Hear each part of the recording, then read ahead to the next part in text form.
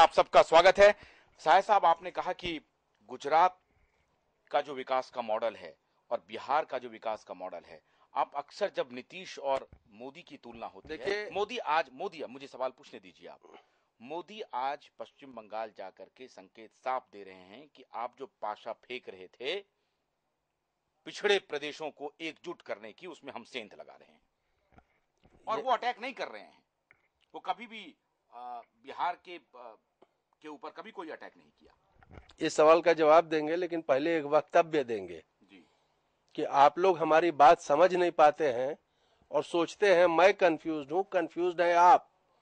मैं जब मोदी की व्यक्तित्व की बात करता हूं और उसको नंबर देता हूं तो उसके आयाम अलग है, और जब आप प्रधानमंत्री से जोड़ के बातें मोदी की करेंगे तो मैं कहूंगा दूसरी बात।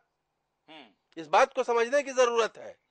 मोदी की व्यक्तित्व, उसका पर्सनालिटी, उसके वाणी की ओज, उसका कोई सानी नहीं है। आज के राजनीति पटल में कोई मुकाबला नहीं है, लेकिन प्रधानमंत्री बनने का जहां तक चांस है, मैं समझता हूं वो 5% भी नहीं है। उसके अलग आयाम है, किसी और दिन चर्चा आप करिएगा। ये एस्ट्रोलॉजिकल आपका प्रेडिक्शन है या कुछ राजनीतिक, शुद्ध राजनीतिक। तो क्या इस देश में अभी दर्शक फोन करके कह रहे थे कि सूरज को दीपक दिखाने की जरूरत नहीं है। नहीं दीजिएगा, अपना प्रश्न पूछते रहिएगा, फिर कंफ्यूज हो जाइएगा।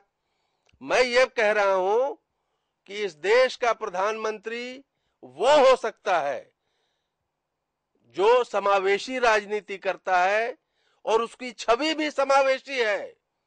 भारतीय जनता पार्टी में अभी तक एक ही छवि ऐसी हुई, अटल बिहारी वाजपेयी। नंबर 2 तो बन रहे हैं ना मोदी जी समावेशी, बंगाल में जाके तारीफ कर रहे हैं। ये आपकी निजी राय है, औरों की राय कुछ भिन्न है। 2002 कभी भूला नहीं जा सकता। आपका नीतीश प्रेम जो है सो उनको समावेशी बनने नहीं दिया। अभी नीतीश जी पे भी बात करेंगे। 2002 भी ये देश कभी भुला नहीं सकता है उस घटना को। और जब मोदी जी का नाम आएगा, एक सेक्युलर फॉर्मेशन बनेंगी, भले कमजोर पार्टियों की बने, लेकिन वही मेजॉरिटी होगा। तो इसीलिए मोदी जी की व्यक्तित्व की बात अलग है, और राजनीति, शुद्ध राजनीति इस देश में क्या संभव है, ये बात दीगर है।